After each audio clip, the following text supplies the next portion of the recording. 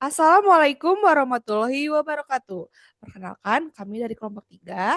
Perkenalkan, nama saya Elke Iren Ardelia. Saat ini saya akan menjelaskan tentang gambar ini. Ada yang tahu gambar ini apa? Ya, gambar itu adalah seorang napi korupsi yang keluar sidang dan malah mampir ke warung. Saat ini kita akan membahas tentang kasus ini. Evaluasi sistem pengawasan tahanan dalam kasus viral, napi korupsi keluar sidang dan mampir ke warung. Pertama-tama, mari kita identifikasi kasusnya terlebih dahulu. Kasus viral mengenai narapidana korupsi yang diketahui mampir ke warung saat berada di luar lapas atau rutan menimbulkan banyak perhatian publik sehingga dianggap sebagai bentuk lemahnya pengawasan dan pelanggaran prosedur pengawalan narapidana. Peristiwa tersebut memunculkan kritik terhadap integritas petugas, disiplin pengamanan, serta penerapan SOP pemasyarakatan. Di sini saya Carlos Evan akan menjelaskan penyebab permasalahannya. Yang pertama, lemahnya pengawasan petugas. Kurangnya pengawasan ketat saat proses pengawalan menyebabkan narapidana memiliki ruang untuk melakukan aktivitas di luar kepentingan resminya. Yang kedua, tidak optimalnya penerapan SOP. Petugas tidak menjalankan prosedur pengawalan sesuai ketentuan, baik terkait rute, waktu, maupun aktivitas yang diperbolehkan, sehingga narapidana tersebut dapat melakukan hal-hal yang lain. Yang ketiga, kurangnya integritas dan disiplin. Terlihat dari kasus ini, berarti dari petugasnya itu tidak memiliki integritas dan disiplin, karena narapidananya juga bisa melakukan hal yang lain. Jadi ada toleransi atau kelalaian petugas terhadap pelanggaran aturan. Yang keempat, pengawasan internal belum maksimal. Kontrol dari atasan maupun monitoring terhadap kegiatan pengawalan belum berjalan efektif sehingga menyebabkan hal tersebut. Yang kelima, minimnya pemanfaatan teknologi.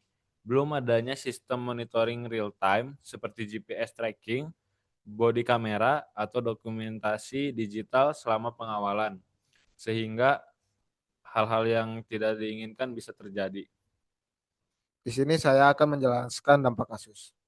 Menurunnya kepercayaan masyarakat terhadap institusi pemasyarakatan, timbul anggapan adanya perlakuan istimewa terhadap napi tertentu. Merusak citra profesionalitas ASN pemasyarakatan. Menjadi sorotan media nasional dan publik. Berpotensi memunculkan pelanggaran lain yang lebih serius. Setelah mengetahui identifikasi kasus, selanjutnya saya akan menjelaskan mengenai alternatif solusi yang bisa dilakukan.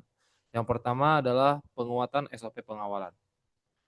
Penguatan SOP pengawalan merupakan penegasan aturan pengawalan narapidana. Seperti larangan aktivitas di luar tujuan resmi, kemudian evaluasi berkala SOP pengamanan. Yang kedua, peningkatan pengawasan dan monitoring. Maksudnya, penggunaan GPS tracking kendaraan pengawalan. Kemudian, dokumentasi digital selama proses pengawalan dan penerapan body kamera bagi petugas tertentu. Kemudian yang ketiga, penguatan integritas petugas, yaitu pembinaan disiplin dan kode etik ASN. Kemudian penanaman nilai berakhlak dan pemberian sanksi tegas terhadap pelanggaran yang terjadi.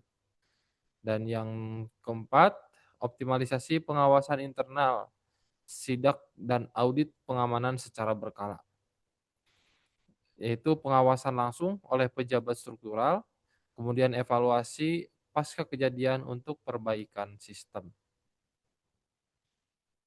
Dan yang terakhir,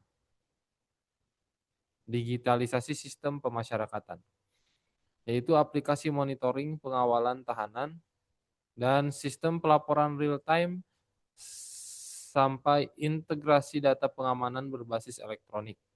Identifikasi kasus sudah, penyebab permasalahan sudah, dampak kasus pun sudah. Lalu yang terakhir, alternatif solusi pun sudah. Lalu sebagai penutupan, saya Davina akan mengambil alihnya, yaitu kasus viral narapidana korupsi ini, yang dimana narapidana ini mampir ke warung yang sudah menjadi evaluasi penting bagi sistem pemasyarakatan, agar lebih disiplin, transparan, dan profesional. Penguatan pengawasan integritas petugas, serta pemanfaatan teknologi menjadi langkah strategis dalam mencegah terulangnya pelanggaran serupa dan menjaga kepercayaan publik terhadap institusi pemasyarakatan.